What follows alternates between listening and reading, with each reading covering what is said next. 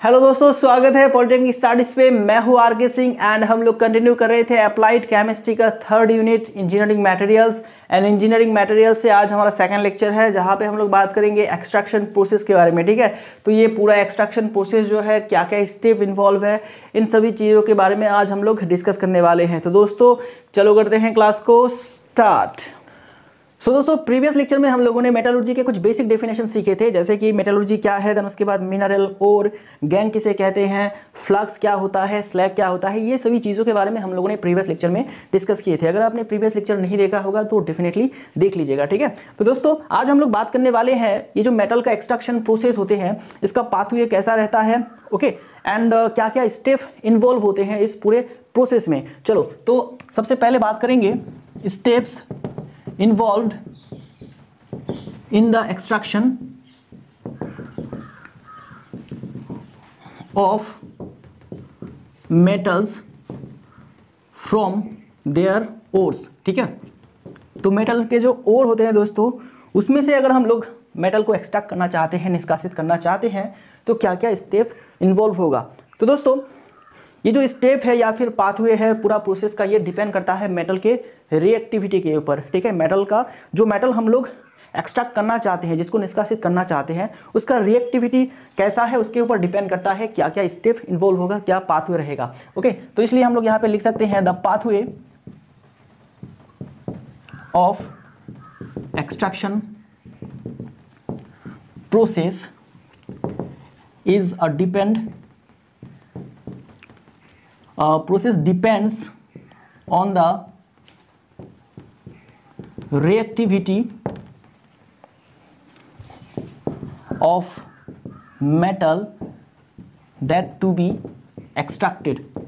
ठीक है, मतलब जिस मेटल को हम लोग एक्सट्रैक्ट करना चाहते हैं उसका रिएक्टिविटी कैसा है, इसके ऊपर डिपेंड करता है the pathway of extraction process. ठीक है, तो एक्सट्रैक्शन प्रोसेस का पूरा पाथवे डिपेंड करता है उस मेटल के रिएक्टिविटी के ऊपर जिसको हम लोग एक्सट्रैक्ट करना चाहते हैं।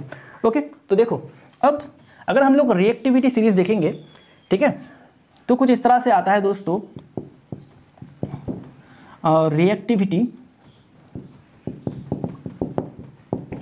Of metals. ठीक है, तो रिएक्टिविटी के ऊपर हम लोग तीन तरह से डिवाइड कर सकते हैं, हाई रिएक्टिव मेटल।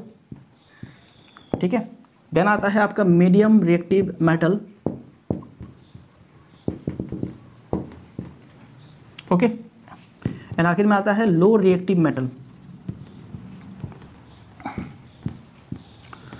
तो मेटल के रिएक्टिविटी के ऊपर बेस करके हम लोग मेटल्स को तीन भाग में डिवाइड कर सकते हैं। ठीक है, देखो एक तो हो गया हाई रिएक्टिव मेटल, दूसरा है मीडियम रिएक्टिव मेटल एंड तीसरा है लो रिएक्टिव मेटल। अभी हाई रिएक्टिव मेटल के लिए प्रोसेस थोड़ा सा अलग रहेगा। ठीक है, मीडियम रिएक्टिव मेटल्स के लिए एक्सट्रैक्शन प्रोसेस थोड़ा सा अलग रहेगा एंड लो रिएक्टिव मेटल के लिए भी थोड़ा सा अलग रहेगा, डिफरेंट रहेगा। तो इसी को अब देखेंगे हम लोग। देखो अब यहाँ पे मैं एक टेबल बनाने वाला हूँ दोस्तों। ठीक है, टेबल बनाने वाला हूँ एंड इसी टेबल में आपको दिखाऊंगा कि क्या क्या प्रोसेस रह सकता है या फिर क्या क्या स्टेप हम लोग लेते हैं। ठीक है,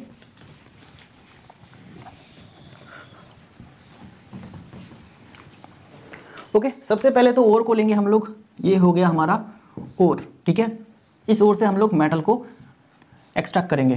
तो इधर करते हैं हाई रिएक्टिव मेटल। ठीक है, हाई रिएक्टिव मेटल में जैसे कि आपका सोडियम आ जाएगा, पोटासियम आ जाएगा, ये दो एग्जांपल है हाई रिएक्टिव मेटल के लिए। एंड यहाँ पे बीच में लेंगे हम लोग medium reactive metal.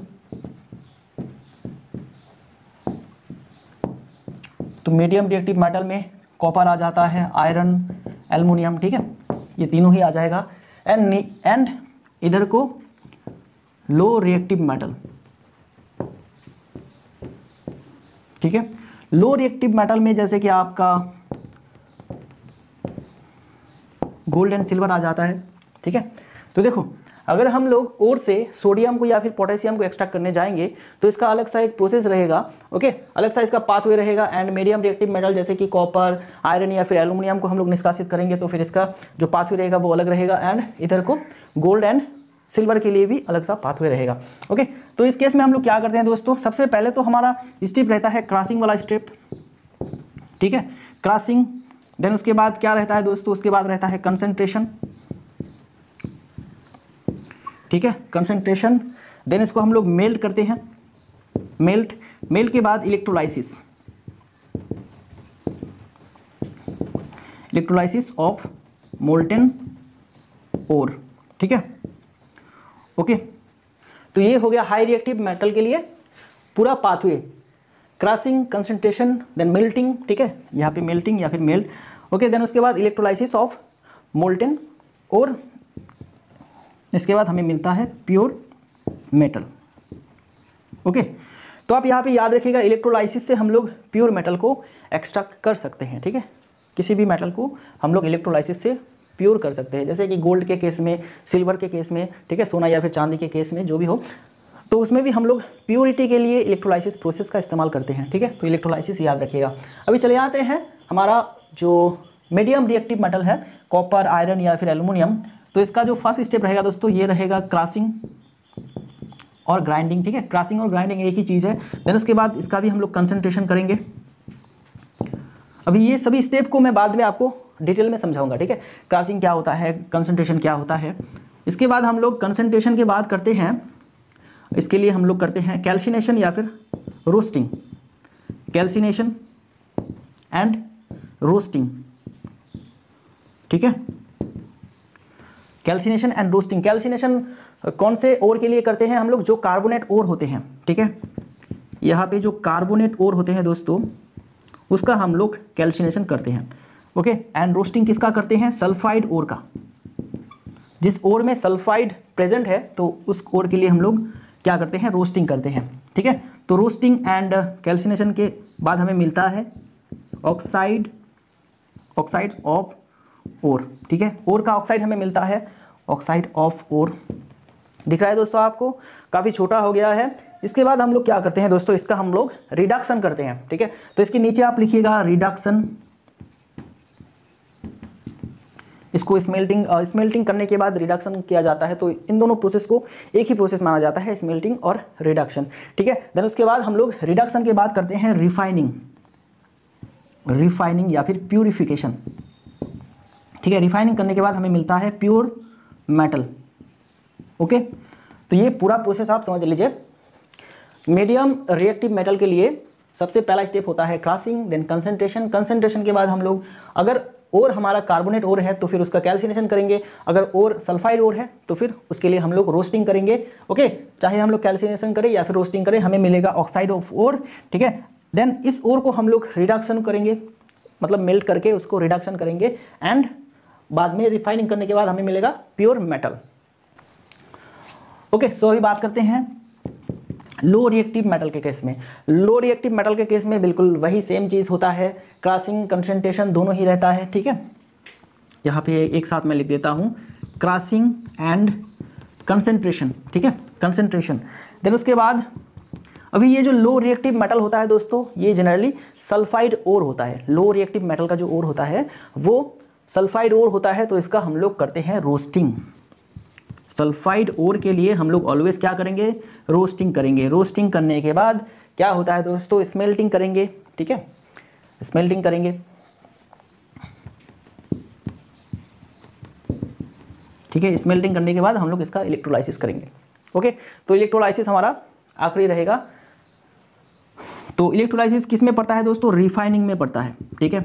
Electrolysis refining का एक प्रोसेस होता है। तो ये हो गया रिफाइनिंग में हम लोग करते हैं इलेक्ट्रोलाइसिस, ठीक है, इलेक्ट्रोलाइसिस एंड देन हमें मिलता है प्योर मेटल, ओके। दोस्तों ये पूरा पाथवे आप याद रखिएगा।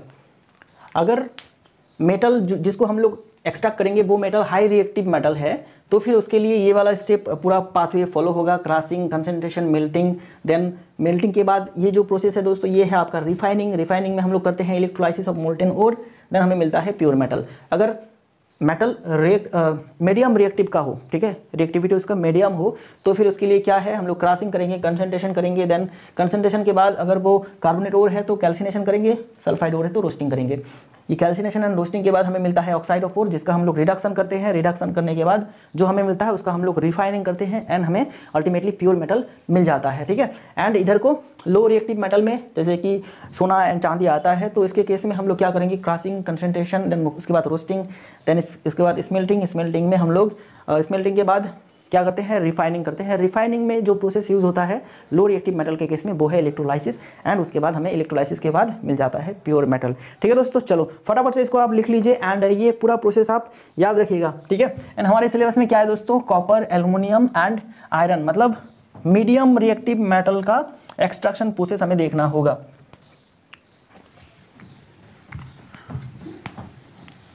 तो अभी हम लोग क्या करेंगे दोस्तों, मीडियम रिएक्टिव मेटल का एक्सट्रैक्शन प्रोसेस देखेंगे, कितने स्टेप होते हैं, ठीक है, एंड उन सभी स्टेप में कितने अलग अलग प्रोसेस होते हैं, अलग अलग तरीका होते हैं, वो भी हम लोग देखने वाले हैं, ओके। तो यहाँ पे हम लोग हेडिंग लगाएंगे, steps involved in the extraction of medium reactive metal, ठीक है। चलो, तो मीडियम रिएक्टिव मेटल्स के एक्सट्रैक्शन प्रोसेस में क्या क्या स्टेप इन्वॉल्व होता है। सबसे पहला जो होता है दोस्तों वो है आपका क्रशिंग एंड ग्राइंडिंग, ठीक है, क्रशिंग एंड ग्राइंडिंग। अभी क्रशिंग क्या है एंड ग्राइंडिंग क्या है, देखो दोस्तों, आप सभी ने मिक्सर ग्राइंडर देखा होगा घर में, जो हम लोग यूज़ करते हैं जूस टूस बनाने के लिए, ठीक है, एंड मसाला टसाला वो पीसने के लिए, तो वो होता है मिक्सर ग्राइंडर। तो वहाँ पे क्या होता है दोस्तों, मसाले के बड़े बड़े टुकड़े को हम लोग वहाँ पे पाउडर फॉर्म में बना देते हैं, मतलब पूरा क्रश कर देते हैं, पूरा ग्राइंड कर देते हैं। तो बिल्कुल ऐसा ही ये प्रोसेस है क्रशिंग एंड ग्राइंडिंग। जो ओर हमें मिलता है, ठीक है, किसी भी मेटल का जो ओर हमें मिलता है वो किस फॉर्म में रहता है दोस्तों, वो स्टोन के फॉर्म में रहता है, ठीक है, बड़े बड़े स्टोन के चट्टानों के फॉर्म में रहता है। तो ये हो गया हमारा बड़ा पत्थर जो कि है ओर, ठीक है। तो इस ओर को हम लोग सबसे पहले क्या करते हैं, क्रश करते हैं, ग्राइंड करते हैं, ठीक है, छोटे छोटे टुकड़े में हम लोग इसको बना देते हैं। तो इसके लिए हम लोग क्या क्या प्रोसेस यूज़ कर सकते हैं दोस्तों, जैसे हम लोग हैमर का यूज़ कर सकते हैं, ठीक है, हैमर का यूज़ कर सकते हैं, देन हाइड्रोलिक प्रेस का यूज़ कर सकते हैं, ठीक है। ये अलग अलग प्रोसेस है क्रशिंग के लिए, ठीक है। तो जैसे कि देखो ऐसे एक कंटेनर है, कंटेनर, ठीक है, ये इसमें यहाँ पे पत्थर को रखा गया है एंड ऊपर से एक ऐसे लोहे का हैमर को ऐसे गिराया जाता है। तो ये लोहे का हैमर अगर इसमें गिरेगा तो ये और क्या होगा दोस्तों, ये पत्थर क्या हो जाएगा, टुकड़ा टुकड़ा हो जाएगा, ठीक है, ओके, ये हो गया। एंड देन उसके बाद हाइड्रोलिक प्रेस में कैसे किया जाता है, हाइड्रोलिक प्रेस में नीचे एक ऐसे बेसमेंट रहता है, फिक्स बेसमेंट, ठीक है, इसके ऊपर ऐसे पत्थर को रखा जाता है एंड ऊपर से ऐसे हाइड्रोलिक प्रेस से दबाव डाला जाता है, ठीक है। अब इस प्रेशर से ये जो ओर है ये टुकड़ा टुकड़ा हो जाता है, ठीक है। एंड इस तरह के बहुत सारे मेथड है दोस्तों, मैनुअली भी कर सकते हैं एंड हम लोग मशीन के सहारे भी कर सकते हैं, ठीक है। अगर छोटा सा इंडस्ट्री है तो फिर हम लोग मैनुअली करेंगे, छेनी और हथौड़ा लेके, होता है वो ऐसे भी होता है। अगर बहुत बड़ा इंडस्ट्री है, ठीक है, एक्सट्रैक्शन का बहुत बड़ा इंडस्ट्री है, तो फिर वहाँ पे ऑटोमेटिक मशीन का यूज़ किया जाता है, ओके। तो ये हो गया पहला स्टेप, इसको इरेज कर देता हूँ। अभी चले जाते हैं दूसरा स्टेप। दूसरा स्टेप क्या था दोस्तों, दूसरा स्टेप था आपका कंसंट्रेशन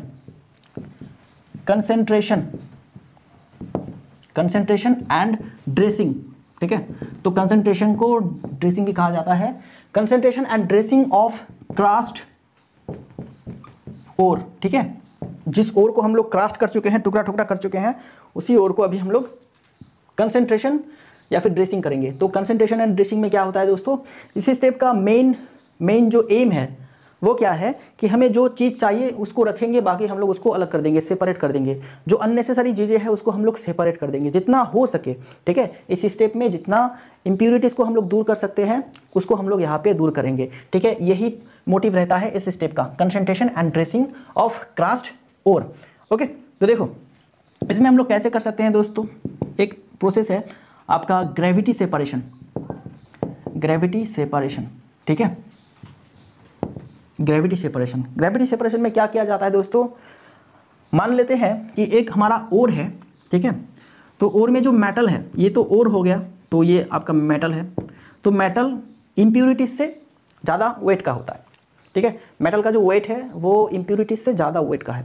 तो क्या होगा, क्रॉसिंग के बाद, ठीक है, उसको तो हम लोगों ने छोटे छोटे टुकड़े कर दिए हैं, ठीक है, छोटे छोटे टुकड़े कर दिए हैं। अब यहाँ पे एक ऐसे ड्रेन बनाया जाता है, ठीक है, एक ऐसे स्ट्रीम बनाया जाता है, मतलब यहाँ पे एक नाले में हमें क्या करना है, ऐसे वाटर को फ्लो करना है, ठीक है, इधर से इधर को फ्लो कराना है। ये पूरा ड्रेन है हमारा, ठीक है, ओके, या फिर ऐसा सिस्टम है। तो इसमें जो वाटर है इसको ऐसे फ्लो कराया जाता है, एक कांस्टेंट स्पीड में इसको फ्लो कराया जाता है, इधर से उधर पानी जाएगा। एंड ये जितने भी कास्ट ओर है जिसको हम लोगों ने टुकड़ा टुकड़ा कर दिए हैं उसको यहाँ पे डालेंगे, ठीक है, ऐसे हम लोग यहाँ पे डालेंगे। तो डालने से क्या होगा दोस्तों, जो हैवी वेटेड जो टुकड़ा है, ठीक है, जिसका वेट ज़्यादा है, वो क्या हो जाएगा, वो नीचे की तरफ रैपिडली गिरने लगेगा, ठीक है, ऐसे नीचे की तरफ ये गिरने लगेगा, जमा होने लगेगा। एंड जिसका वजन बहुत ही हल्का है वो क्या करेगा, वो पानी के साथ इधर को बह जाएगा, ठीक है, ये बह जाएगा। तो इस प्रोसेस से भी हम लोग क्या कर सकते हैं, दो अलग अलग चीज़ों को सेपरेट कर सकते हैं। अभी अगर हमें ये चाहिए तो इसको हम लोग कलेक्ट करेंगे, अगर ये वाला चाहिए तो इसको हम लोग कलेक्ट करेंगे, मतलब सेपरेट हो गया। तो अब हम लोग जिसको भी चाहते हैं उसको हम लोग रख सकते हैं। तो ये हो गया आपका ग्रेविटी सेपरेशन, जहाँ पे वेट का यूज़ किया जाता है, ठीक है, मतलब वेट की वजह से जो सेपरेशन करा जा सकता है उसको हम लोग कहते हैं ग्रेविटी सेपरेशन। चलो ये तो हो गया। देन उसके बाद आता है मैग्नेटिक सेपरेशन, ठीक है, आपका मैग्नेटिक सेपरेशन या फिर कंसंट्रेशन, ठीक है, मैग्नेटिक सेपरेशन या फिर मैग्नेटिक कंसंट्रेशन। तो यहाँ पे मैग्नेटिक प्रॉपर्टी को यूज़ करके सेपरेट किया जाता है जो सभी चीज़ें जिसमें मेटालिक कैरेक्टर प्रेजेंट है। तो वो क्या होगा दोस्तों, सॉरी मेटालिक नहीं, मैग्नेटिक कैरेक्टर जिसमें प्रेजेंट है वो मैग्नेट में आकर्षित होगा एंड मैग्नेट के साथ चिपक जाएगा, ठीक है। तो इसी प्रॉपर्टी का यूज़ करते हुए हम लोग यहाँ पे कंसंट्रेशन कर सकते हैं। जैसे कि लोहे के केस में होता है, लोहे का जो ओर होता है, हम लोग क्या जानते हैं दोस्तों, लोहा मैग्नेट के साथ चिपक जाता है, ठीक है, मैग्नेट लोहा को आकर्षित करता है। तो लोहा में क्या है, मैग्नेटिक प्रॉपर्टी है। तो इस प्रॉपर्टी की वजह से हम लोग लोहा को अलग से चीज़ों से हम लोग सेपरेट कर सकते हैं, ठीक है। तो मान लेते हैं हमारे पास लोहा का ओर है, आयरन का ओर है, जिसको हम लोगों ने क्रॉस कर दिए हैं। अभी क्या करेंगे, यहाँ पे मैग्नेटिक सेपरेशन में कुछ ऐसे कन्वेयर बेल्ट लगाया जाता है, एक बेल्ट, यहाँ पे एक पहिया होता है, यहाँ पे एक पहिया होता है, ठीक है, ऐसे एक पहिया होता है एंड ये बेल्ट ऐसे ऐसे घूमने लगता है, ठीक है, ऐसे ऐसे घूमते रहता है, ठीक है। यहाँ पे जो पहिया है दोस्तों ये होता है, इसमें रखा होता है मैग्नेट, ओके, यहाँ पे भी मैग्नेट ऐसे रखा जा सकता है, ठीक है, ऐसे कुछ इस तरह से मैग्नेट को रखा जाता है। तो यहाँ पे ये जो क्रास्ट ओर है, आयरन का जो ओर है, ठीक है, इसको यहाँ पे डाला जाएगा। तो इस ओर में छोटे बड़े हर किस्म के टुकड़े होंगे ना, ठीक है। तो अभी जब ये सारे टुकड़े इधर को जाएगा, जब ये घूमेगा तो इधर को जाएगा, तो देखो जिन सभी टुकड़ों में मैग्नेटिक प्रॉपर्टी है वो इस मैग्नेट के साथ चिपक जाएगा, ठीक है, मतलब इस कन्वेयर बेल्ट में ऐसे चिपक जाएगा, ठीक है, ऐसे ऐसे चिपक जाएगा। एंड बाकी सब क्या होगा दोस्तों, बाकी सब ऐसे गिर जाएगा, बाकी सब इस तरह गिर जाएगा। एंड यहाँ पे हम लोग रखेंगे कंटेनर, ठीक है, तो इस कंटेनर में जमा होगा। तो इस कंटेनर में कौन जमा होगा दोस्तों, नॉन मैग्नेटिक मटेरियल्स, जिसमें कोई भी चुंबक धर्म नहीं है, वो यहाँ पे जमा होगा।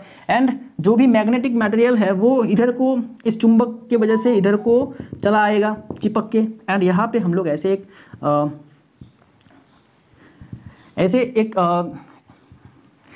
इंस्ट्रूमेंट सेट किया जाता है जो क्या करता है, ये जो चिपका हुआ जो मटेरियल्स है इसको अलग कर देता है, ठीक है। एंड यहाँ पे ये गिर जाएगा, ये सारे मटेरियल्स ऐसा गिर जाएगा, ठीक है। एंड यहाँ पे हम लोग एक कंटेनर रखेंगे। तो यहाँ पे जितने भी मटेरियल कलेक्ट होगा, ओर का जितना भी टुकड़ा कलेक्ट होगा, वो सभी टुकड़ा क्या होगा दोस्तों, मैग्नेटिक प्रॉपर्टी का होगा, मैग्नेटिक प्रॉपर्टी का होगा, ठीक है। चलो इधर लिखो, मैग्नेटिक, ये वाला होगा मैग्नेटिक एंड ये होगा नॉन मैग्नेटिक।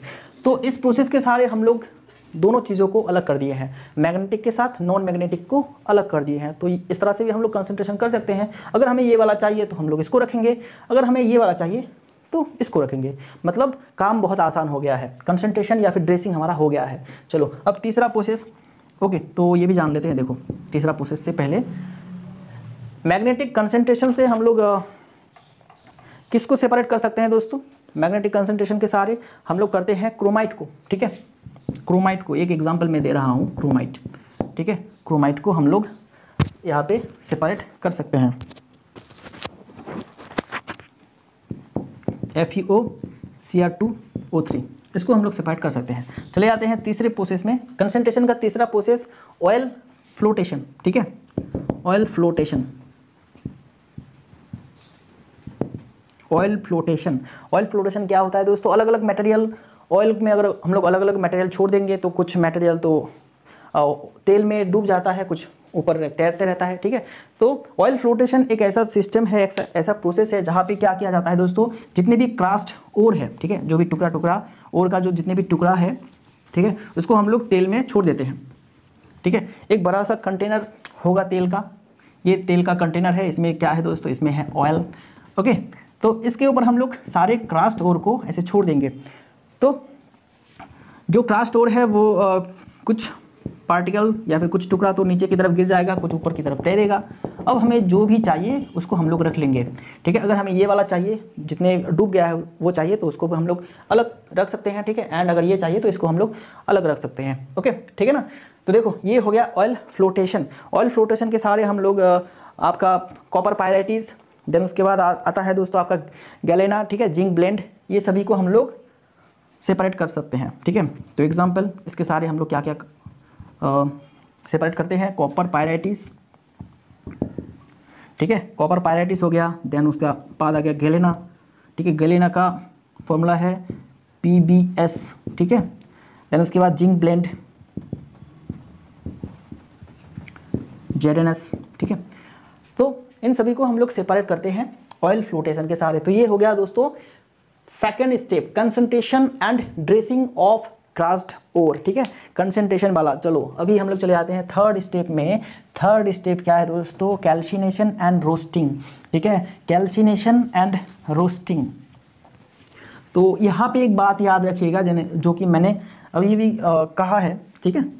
क्या है दोस्तों वो बात, अगर ओर हमारा कार्बोनेटेड ओर है, कार्बोनेटेड ओर, ठीक है, तो उसके केस में हम लोग करेंगे कैल्सिनेशन, कैल्सिनेशन।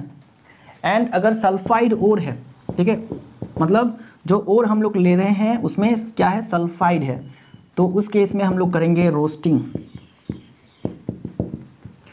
रोस्टिंग या फिर कैल्सिनेशन करने का मतलब है ऑक्सीडेशन करना, ठीक है, ऑक्सीडेशन करना, ओके। यहाँ पे हम लोग क्या करते हैं, कार्बोनेटेड ओर होगा तो उसके साथ कैल्सिनेशन करेंगे, अगर सल्फाइड ओर होगा तो रोस्टिंग करेंगे, ओके। चलो अभी देख लेते हैं कैल्सिनेशन एंड रोस्टिंग का डेफिनेशन, उसके साथ उसका डिफरेंस भी। चलो आपकी स्क्रीन पे शो हो रहा होगा दोस्तों कैल्सिनेशन एंड रोस्टिंग का डिफरेंस।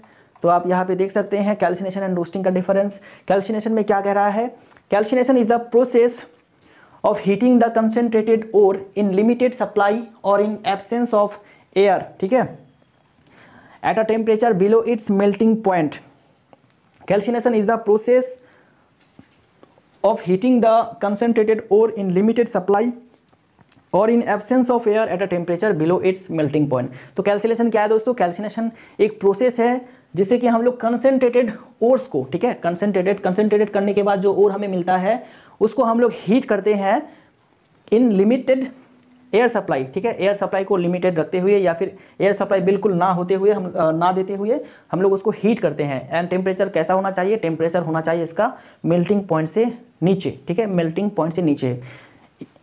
एक ऐसा टेम्परेचर में हम लोग इसको हीट करेंगे कार्बोनेटेड ओर को, ताकि ये मेल्ट ना हो जाए, उससे नीचे हम लोग टेम्परेचर रख के हीट करेंगे, ठीक है। ये हो गया कैल्सिनेशन। अभी बात करते हैं रोस्टिंग के बारे में। तो रोस्टिंग क्या है, roasting is the process of heating the concentrated ore in a free supply of air below its fusion temperature, ठीक है। तो सल्फाइड ओर के केस में हम लोग सल्फाइड ओर को फ्री सप्लाई, बिल्कुल एकदम हवा के प्रेजेंस में, ऑक्सीजन के प्रेजेंस में हम लोग फ्री सप्लाई में उसको हीट करते हैं। एंड टेम्परेचर क्या रहेगा इसका, बिलो फ्यूजन पॉइंट, ठीक है, फ्यूजन पॉइंट के नीचे रहेगा ऐसा टेम्परेचर। इस टेम्परेचर से हम लोग सल्फाइड ओर्स को, ठीक है, सल्फाइड ओर्स को हम लोग हीट करते हैं। तो ये जो प्रोसेस है इसका नाम है रोस्टिंग, ओके। याद रखिएगा कैल्सिनेशन में जो टेम्परेचर होता है हीट करने का वो होता है मेल्टिंग पॉइंट के नीचे, एंड रोस्टिंग के केस में वो होता है फ्यूजन टेम्परेचर के नीचे, ठीक है, फ्यूजन एंड मेल्टिंग, ये दोनों याद रखिएगा, ओके। देन उसके बाद कैल्सिनेशन के केस में देखते हैं, the term calcination is generally applied to hydrated ores, hydroxide ore and carbonated ores, ठीक है। तो अगर ओर हमारा हाइड्रेटेड ओर है, हाइड्रोक्साइड ओर है या फिर कार्बोनेटेड ओर है तो उस केस में हम लोग कैल्सिनेशन करते हैं। वहीं पे सल्फाइड ओर के केस में हम लोग रोस्टिंग करते हैं, ठीक है, सल्फाइड ओर के केस में हम लोग रोस्टिंग करते हैं, ओके। देन उसके बाद चले आते हैं कैल्सिनेशन पे। Calcination process helps to remove moisture, carbon dioxide, volatile impurities like sulphur dioxide, ठीक है, ओके, तो कैल्सिनेशन प्रोसेस के सारे हम लोग क्या रिमूव करते हैं, मॉइस्चर को रिमूव करते हैं। अगर वाटर का प्रेजेंट है ओर में तो उसको रिमूव कर देते हैं, कार्बन डाइऑक्साइड प्रेजेंट है उसको रिमूव कर देते हैं, सल्फर डाइऑक्साइड प्रेजेंट है इसको रिमूव कर देते हैं, ठीक है। तो ये होता है कैल्सिनेशन प्रोसेस में। एंड रोस्टिंग में क्या होता है, during roasting moisture, volatile impurities etcetera remove, ठीक है। तो रोस्टिंग के केस में भी ये सभी चीज़ें रिमूव हो जाते हैं, मॉइस्चर रिमूव होता है, वोलेटाइल इंप्योरिटीज जो भी रहता है वो भी रिमूव हो जाता है। एंड आयरन का ऑक्सीडाइज हो जाता है, ठीक है। आयरन +2 से ऑक्सीडाइज होकर वो आयरन 3+ बन जाता है, ठीक है, मतलब आयरन का ऑक्सीडाइज्ड हो जाता है। ओके, देन कैल्सिनेशन के केस में देखो much lower temperature than roasting, तो रोस्टिंग का जो टेम्परेचर है वो फ्यूजन टेम्परेचर के नीचे, ठीक है। एंड कैल्सिनेशन के केस में वो मेल्टिंग पॉइंट के नीचे। तो melting point and fusion temperature में बहुत डिफरेंस रहता है दोस्तों, मेल्टिंग पॉइंट कम रहता है एंड फ्यूजन टेम्परेचर ज़्यादा रहता है। ओके, ठीक है, मेल्टिंग पॉइंट कम रहता है, फ्यूजन टेम्परेचर ज़्यादा रहता है। तो कैल्सिनेशन के केस में जो टेम्परेचर होता है वो रोस्टिंग के तुलना में बहुत ही कम होता है। एंड रोस्टिंग के केस में आप ये कह सकते हैं, रोस्टिंग के केस में जो टेम्परेचर होता है वो कैल्सिनेशन से बहुत ज़्यादा रहता है। ओके, तो ये हो गया दोस्तों बेसिक सा डिफरेंस। उसी के साथ यहाँ पे आपको डेफिनेशन भी मिल जाएगा, किस केस में हम लोग यूज़ करते हैं वो भी आपको इसी चार्ट में से मिल जाएगा, ठीक है। तो इस चार्ट को आप याद रखिएगा क्योंकि ये क्वेश्चन पूछा गया है, कैल्सिनेशन एंड रोस्टिंग के बीच में डिफरेंस। एंड इस तरह से भी सवाल पूछा जाता है कि what is calcination, and calcination हम किस तरह के ओर के लिए करते हैं, कैल्सिनेशन से क्या क्या रिमूव होता है, ठीक है। तो इस तरह के सवाल भी पूछा जाता है। एंड रोस्टिंग के केस में भी इस तरह का सवाल पूछा जा सकता है, व्हाट इज रोस्टिंग, एंड किस तरह के ओर के केस में हम लोग रोस्टिंग करते हैं, रोस्टिंग में क्या होता है। ओके, तो ये सभी क्वेश्चन आपको पूछा जा सकता है। चलो तो आगे बढ़ते हैं, आगे हम लोग बात करेंगे दोस्तों नेक्स्ट प्रोसेस जो कि होता है smelting and reduction. Smelting and reduction, ठीक है। तो ये हो गया 4th स्टेप। और इसके बाद हम लोग ने क्या किए हैं, कैल्सिनेशन एंड रोस्टिंग, ठीक है, ये तो हो गया। देन उसके बाद 4th प्रोसेस आपका आता है स्मेल्टिंग एंड रिडक्शन, ठीक है, रिडक्शन ऑफ कैल्सिनेटेड और रोस्टेड ओर्स, ठीक है।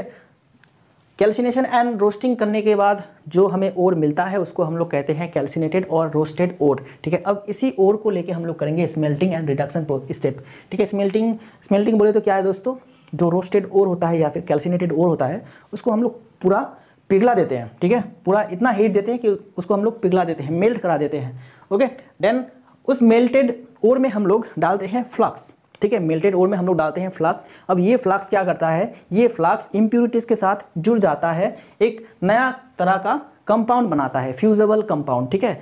एंड उसको हम लोग कहते हैं स्लैग। देन हम लोग स्लैग को रिमूव कर देते हैं, ठीक है। इस पूरा मेल्टेड ओर से हम लोग स्लैग को रिमूव कर देते हैं। तो किस तरह का प्रोसेस है दोस्तों, देखो ये हमारा एक कंटेनर हो गया, ठीक है। तो इसमें हम लोग क्या डालते हैं, इसमें हम लोग डालते हैं रोस्टेड और कैल्सिनेटेड, ठीक है। अगर कार्बोनेट ओर है तो कैल्सिनेटेड ओर को डालेंगे, अगर रोस्टेड है तो, अगर सल्फाइड ओर है तो हम लोग रोस्टेड ओर को डालेंगे, दोनों में से किसी एक को डालेंगे, ठीक है। ओके, तो हो गया। देखो चलो यहाँ पे इस तरह से नहीं लिखेंगे, यहाँ पे लिखते हैं कैल्सिनेटेड। ओके, एंड उसी के साथ हम लोग यहाँ पे ऐड करते हैं फ्लक्स। कौन सा फ्लक्स ऐड करेंगे वो तो डिपेंड करता है किस तरह का इम्प्यूरिटीज़ है। अगर इम्प्यूरिटीज़ आपका बेसिक टाइप का होगा तो हम लोग acidic type of flux add करेंगे। अगर इम्प्यूरिटीज़ इस ओर में इम्प्यूरिटीज़ अगर एसिडिक टाइप का होगा तो बेसिक टाइप का फ्लक्स हम लोग ऐड करते हैं, ठीक है। वो डिपेंड करता है material to material and type of impurities. Okay, तो देखो अब इसमें जो इम्प्यूरिटीज़ है, इम्प्यूरिटीज़ जो है इस मोल्टेड, ठीक है, इस मोल्टेन लिक्विड, सॉरी ये मोल्टेन जो ओर है, ठीक है, ये जो पिघला हुआ ओर है, इसमें जितने भी इम्प्यूरिटीज़ है एंड ये जो फ्लक्स हम लोगों ने ऐड किए हैं ये दोनों कंबाइन होकर बनाएगा एक नया सा फ्यूजिबल कंपाउंड जिसको हम लोग कहते हैं स्लैग, ठीक है। तो यहाँ से हम लोग अब स्लैग को रिमूव कर देते हैं, स्लैग को हम लोग यहाँ से रिमूव कर देते हैं। तो हमारे पास क्या रहेगा दोस्तों, मेटल का यहाँ पे मोल्टेन स्टेट, मेटल इन मोल्टेन स्टेट, मेटल का पिघला हुआ रूप यहाँ पे हमें मिल जाएगा, ठीक है। तो स्लैग को हम लोगों ने कर दिया माइनस, हटा दिया, तो हमें यहाँ पे मिलेगा मोल्टेन मेटल, ठीक है। लेकिन दोस्तों क्या है कि ये जो मोल्टेन मेटल है इसमें अभी भी कुछ ना कुछ इम्प्यूरिटीज़ प्रेजेंट होगा, ठीक है। पूरी तरह से इम्प्यूरिटीज़ दूर नहीं होगा, कुछ तो रह जाएगा, ठीक है, कुछ रह जाएगा इसमें। ओके, तो इसमें अभी भी हमें प्योर मेटल नहीं मिला है, तो इसके लिए हम लोग आखिरी स्टेप करेंगे रिफाइनिंग। रिफाइनिंग का अलग नाम है प्यूरिफिकेशन, ठीक है, प्यूरिफिकेशन, ओके। लेकिन उससे पहले देखो दोस्तों, ये जो पूरा आपका स्मेल्टिंग एंड रिडक्शन प्रोसेस है, तो रिडक्शन में हम लोगों को और 3-4 प्रोसेस देखने को मिलता है। रिडक्शन हम लोग 3-4 तरीके से कर सकते हैं, फिलहाल उसी को डिस्कस कर लेते हैं रिफाइनिंग से पहले, ठीक है। देखो अभी रिडक्शन का जो प्रोसेस है, यही जो प्रोसेस है दोस्तों, जो मैंने बताया स्लैग को बाहर निकाल देना, ठीक है, यही है आपका रिडक्शन प्रोसेस। तो रिडक्शन प्रोसेस को हम लोग आपका कुछ अलग अलग प्रोसेस से कर सकते हैं। तो ये होगा आपका कार्बन रिडक्शन, एक तो हो गया कार्बन रिडक्शन, ठीक है, ये एक प्रोसेस है। देन उसके बाद एक तो होता है सेल्फ रिडक्शन, ठीक है, एंड सेल्फ रिडक्शन के बाद होता है आपका इलेक्ट्रोलाइटिक रिडक्शन,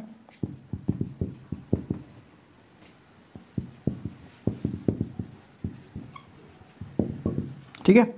देन आता है आपका गोल्डस्मिथ थर्मिट प्रोसेस, ठीक है। तो ये 4 तरह के प्रोसेस होते हैं जिसके थ्रू हम लोग रिडक्शन करते हैं, एंड ये चारों ही प्रोसेस जो है दोस्तों आपके लिए इम्पोर्टेंट है, क्योंकि यहाँ से सवाल हर एक साल पूछा जाता है, ठीक है, यहाँ से सवाल आपको पूछा जाता है रिडक्शन के प्रोसेस। तो इस पार्ट को हम लोग अलग एक क्लास में करेंगे, मतलब नेक्स्ट क्लास में इसी पार्ट को हम लोग डिस्कस करेंगे। ये चारों मेथड डिस्कस करेंगे रिडक्शन के। कार्बन रिडक्शन में क्या होता है, सेल्फ रिडक्शन क्या होता है, एंड इलेक्ट्रोलाइटिक रिडक्शन क्या होता है, थर्मिट प्रोसेस क्या होता है, ठीक है। ये चारों प्रोसेस को हम लोग नेक्स्ट क्लास में अलग से डिस्कस करेंगे, क्योंकि ये पार्ट आपका बहुत ही इंपॉर्टेंट है। यहाँ से सवाल पूछा जाता है, यहाँ से इस तरह का सवाल पूछा जाता है। देखो अब सवाल इस तरह से पूछा जाएगा कि इस मेटल को, ठीक है, इस मेटल को हम लोग कार्बन रिडक्शन प्रोसेस में क्यों करते हैं, ठीक है, क्यों करते हैं, सेल्फ रिडक्शन में क्यों नहीं करते, ठीक है, इस तरह के सवाल पूछा जाता है। इस मेटल को हम लोग सेल्फ रिडक्शन में क्यों नहीं कर सकते हैं, हम लोग इसका इलेक्ट्रोलाइटिक रिडक्शन क्यों करते हैं, तो इस तरह के सवाल पूछा जाता है। तो ये सारे सवाल के साथ मैं नेक्स्ट क्लास में इसको एक्सप्लेन करूंगा, पूरा चारों के चारों प्रोसेस एक्सप्लेन करने वाला हूँ, ठीक है। तो ये तो हो गया रिडक्शन, जिसको हम लोग नेक्स्ट क्लास में करने वाले हैं। तो फिलहाल अभी चले आते हैं 5वें स्टेप में, ठीक है। जो हमें मोल्टेन मेटल मिलता है रिडक्शन के बाद, उसको हम लोग क्या करते हैं, उसमें जितने भी लो अमाउंट ऑफ इम्प्योरिटीज़ प्रेजेंट होता है, ठीक है, बहुत ही कम अमाउंट ऑफ इम्प्योरिटीज़ प्रेजेंट होता है, तो उसको रिमूव करने के लिए हम लोग करते हैं रिफाइनिंग, ठीक है, रिफाइनिंग, और जिसको हम लोग प्यूरिफिकेशन भी कह सकते हैं, ठीक है, प्यूरिफिकेशन, रिफाइनिंग और प्यूरिफिकेशन। तो रिफाइनिंग अलग अलग तरीके से करा जाता है, अलग अलग मेटल के लिए वो अलग अलग तरह का रिफाइनिंग एंड प्यूरिफिकेशन प्रोसेस है। तो एक दो मैं बता देता हूँ दोस्तों। देखो जैसे एक आता है आपका ऑक्सीडेशन, ठीक है, एक आता है आपका ऑक्सीडेशन। जो भी इम्प्योरिटीज प्रेजेंट है, ठीक है, वो अगर ऑक्सीजन के साथ इजीली ऑक्सीडाइज हो जाता है, तो उस केस में हम लोग ऑक्सीडेशन का यूज़ करते हैं, ठीक है, उस केस में हम लोग ऑक्सीडेशन का यूज़ करते हैं। एंड ऑक्सीडेशन के सहारे हम लोग जनरली कॉपर या फिर टिन का, copper and tin etcetera can be purified by this process, ठीक है। तो ऑक्सीडेशन के सारे हम लोग कॉपर एंड टिन को प्यूरिफाइड कर सकते हैं, ठीक है। एंड दूसरा प्रोसेस आता है आपका डिस्टिलेशन, ठीक है। डिस्टिलेशन से जनरली हम लोग जैसे कि आपका मरकरी हो गया, एंड उसके बाद आपका आता है टिन आता है, ठीक है, टिन नहीं, यहाँ पे आता है आपका जिंक, ठीक है। तो डिस्टिलेशन के सारे हम लोग Hg and zinc, mercury and zinc को प्यूरिफाई करते हैं। एंड तीसरा प्रोसेस आता है आपका लिक्वेशन, ठीक है, लिक्विड बना के, तो इसमें हम लोग प्यूरिफाई करते हैं टिन को, ठीक है, ओके, ठीक है ना। एंड एक और प्रोसेस है दोस्तों, नीचे जगह नहीं है तो इधर लिखता हूँ, एक और प्रोसेस है इलेक्ट्रोलाइसिस। इलेक्ट्रोलाइसिस से भी हम लोग प्यूरिफिकेशन करते हैं। ज़्यादातर प्योर मेटल को पाने के लिए, प्योर मेटल ऑब्टेन करने के लिए हम लोग इलेक्ट्रोलाइसिस का इस्तेमाल ज़्यादा करते हैं, ठीक है, इलेक्ट्रोलाइसिस का इस्तेमाल बहुत ज़्यादा अमाउंट पे करते हैं, क्योंकि इलेक्ट्रोलाइसिस से जो मेटल मिलता है दोस्तों वो बिल्कुल प्योर मिलता है, ठीक है। सोना चांदी के केस में जो बहुत ही कॉस्टली, बहुत ही कीमती जो मेटल होता है दोस्तों, उसका हम लोग इलेक्ट्रोलाइसिस करके उसको प्योरीफाई करते हैं। चलो अभी थोड़ा बात कर लेते हैं इलेक्ट्रोलाइसिस प्रोसेस के बारे में, इलेक्ट्रोलाइसिस प्रोसेस कैसे होता है, ठीक है। मैं आपको सिर्फ ओवरव्यू दे रहा हूँ दोस्तों, ठीक है, ये सारे प्रोसेस के बारे में थोड़ा बहुत ओवरव्यू दे रहा हूँ आपको, क्योंकि अगर सवाल यहाँ से पूछा जाए तो आपको आना चाहिए, ठीक है। तो पूरा कंसेप्ट आप समझ लीजिए, तो आपको ये सारी चीज़ें बिल्कुल याद हो जाएगा। इतने सारे प्रोसेस या फिर स्टेप बाय स्टेप आपको याद रखने में थोड़ा दिक्कत होगा, तो इसीलिए मैं पूरा प्रोसेस को आपको एक बार ओवरव्यू देके समझा रहा हूँ, ठीक है, ताकि आपको याद रहे। चलो अब हम लोग बात करेंगे इलेक्ट्रोलाइसिस। इलेक्ट्रोलाइसिस क्या है दोस्तों? रिफाइनिंग का एक प्रोसेस है इलेक्ट्रोलाइसिस में क्या किया जाता है? देखो, सबसे पहले तो एक कंटेनर लिया जाता है जहाँ पे हम लोग इलेक्ट्रोलाइसिस करेंगे, ठीक है। तो इलेक्ट्रोलाइसिस, तो यहाँ पे इलेक्ट्रिक का सवाल है, तो यहाँ पे दो ऐसे इलेक्ट्रोड यूज़ होगा, एक एनोड होता है, एक कैथोड होता है, ठीक है। तो ये आपका हो गया कैथोड, ये हो गया आपका एनोड, ठीक है। तो कैथोड में हम लोग क्या यूज़ करते हैं, एनोड में क्या यूज़ करते हैं? तो देखो, जिस मेटल को हम लोग एक्सट्रैक्ट करना चाहते हैं, ठीक है, जिस मेटल को हम लोग एक्सट्रैक्ट करना चाहते हैं, मतलब निकालना चाहते हैं ओर से, तो उसका प्योर फॉर्म लेंगे हम लोग, प्योर मेटल लेंगे, ठीक है, ओके। प्योर मेटल का हम लोग लेंगे एनोड। ये जो एनोड है, इस इलेक्ट्रोड को हम लोग कौन से एलिमेंट पे बनाएंगे दोस्तों? कौन से मेटल से? प्योर मेटल से बनाएंगे, प्योर, एकदम प्योर से, ठीक है। तो ये हो गया एनोड। एंड कैथोड को हम लोग कैसे बनाएंगे? ये होगा आपका इम्प्योर मेटल, ठीक है, ओके। मतलब इसको हम लोग, ये जो मेटल हम लोगों ने यहाँ पे कैथोड के हिसाब से लिए हैं, उसको हम लोग प्योरीफाई करना चाहते हैं। ये आपका इम्प्योर है, यहाँ से हम लोग मेटल को निष्कासित करना चाहते हैं, मेटल को निकालना चाहते हैं। तो वो जो ओर होगा हमारे पास, ठीक है, उस ओर का हम लोग बनाएंगे क्या? उस ओर का कैल्सिनेटेड रोस्टेड, देन उसके बाद रिडक्शन करने के बाद जो ओर मिलता है, उससे हम लोग बनाएंगे ये वाला इलेक्ट्रोड, मतलब कैथोड को बनाएंगे। अब क्या करना होगा दोस्तों? यहाँ पे एक इलेक्ट्रोलाइटिक सोल्यूशन डालना होगा, एक सोल्यूशन अब किसका रहेगा? सोल्यूशन रहेगा आपका जिस मेटल को हम लोग एक्सट्रैक्ट करना चाहते हैं, उसका ही सॉल्ट सोल्यूशन ऑफ मेटल, ठीक है, उसी मेटल का सॉल्ट सोल्यूशन हमें लेना है, ओके। ये तो हो गया। अभी क्या करना है? हमें इलेक्ट्रिक पास कराना है, बैटरी के साथ कनेक्ट कर देना है। कनेक्ट करने के बाद होगा आपका reaction process start. Reaction process कैसा होगा? देखो, यहाँ पे ये जो कैथोड हम लोगों ने लिए हैं, इम्प्योर मेटल, ठीक है, ये जो इम्प्योर मेटल हम लोगों ने लिए हैं, यहाँ में इस इलेक्ट्रोड में जितने भी इम्प्योरिटीज़ होगा, वो सभी इम्प्योरिटीज़ अभी क्या होगा? पिघलने लगेगा, ठीक है, डिजोल्व होने लगेगा, ओके।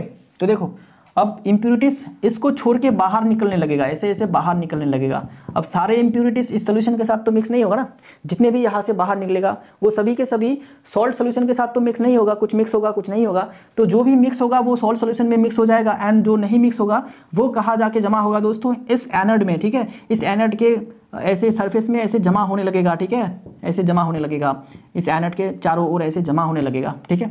एंड ये बिल्कुल आपका कीचड़ जैसा होगा, बिल्कुल इम्प्योरिटीज़ यहाँ पे जो जमा होगा वो कीचड़ जैसा होगा, एंड इसी कीचड़ को हम लोग कहते हैं एनोड माड, ठीक है। ये सवाल पूछा जाता है, व्हाट इज एनोड। तो दोस्तों, एनोड माड के केस में आप क्या लिखेंगे? एनोड माड, ठीक है। व्हाट इज एनोड माड? एनोड माड इज द insoluble residue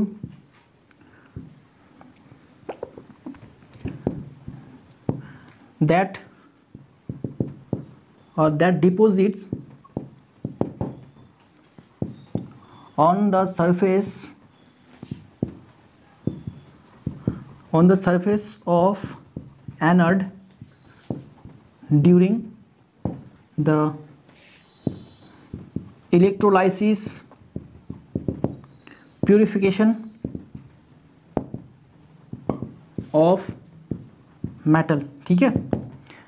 तो जब हम लोग इलेक्ट्रोलाइसिस से प्यूरिफिकेशन करेंगे तो एनोड के सरफेस में जो इनसोल्यूबल रेसिड्यू, ठीक है, इनसोल्यूबल रेसिड्यू मतलब वो कचरा, ठीक है, जो कि इनसोल्यूबल है, इस सॉल्ट के साथ जो इनसोल्यूबल है वो कचरा जो जमा होगा एनोड के सरफेस में, ठीक है, उसको हम लोग कहते हैं एनोड माड, ठीक है दोस्तों। ये सवाल काफ़ी इंपॉर्टेंट है, पूछा जा सकता है। तो एनोड माड का डेफिनेशन आप इस तरह से लिख सकते हैं। तो दोस्तों देखो, अब क्या हुआ कि ये जो कैथोड है, कैथोड से अभी सभी जो इम्प्योरिटीज़ है वो बाहर निकल गया है, ठीक है। कुछ इम्प्योरिटीज़ आपका सॉल्ट सॉल्यूशन के साथ डिसॉल्व हो गया है, एंड बाकी जो इनसोल्यूबल इम्प्योरिटीज़ है वो यहाँ पे आके जमा हो गया है। तो ये जो मेटल था यहाँ पे, ठीक है, ये जो कैथोड था उसमें अभी कोई इम्प्योरिटीज़ नहीं है, तो हम लोग ये कह सकते हैं ये जो अभी हमें मेटल मिलेगा कैथोड के रूप में वो बिल्कुल प्योर मेटल होगा। ठीक है, वो बिल्कुल आपका प्योर मेटल होगा। दोस्तों चलो आज का क्लास यहीं पे ख़त्म कर रहे हैं। आज हम लोगों ने पूरा पाथवे एंड पूरा स्टेप्स देख लिया है, बाकी रह गया है सिर्फ रिडक्शन वाला पार्ट। ठीक है, रिडक्शन में 4 प्रोसेस होते हैं, वो 4 प्रोसेस को हम लोग डिटेल्स के साथ एंड क्वेश्चन के साथ डिस्कस करेंगे नेक्स्ट क्लास में। ठीक है दोस्तों, चलो तो अपना ख्याल रखना एंड पढ़ाई बराबर करते रहना। ठीक है, क्योंकि एग्ज़ाम बहुत करीब है। आपके पास अगर कोई भी किताब है तो किताब से भी पढ़ते रहना एंड क्वेश्चन प्रैक्टिस करते रहना। ठीक है, ओके दोस्तों, चलो मिलते हैं नेक्स्ट क्लास में। Thank you very much.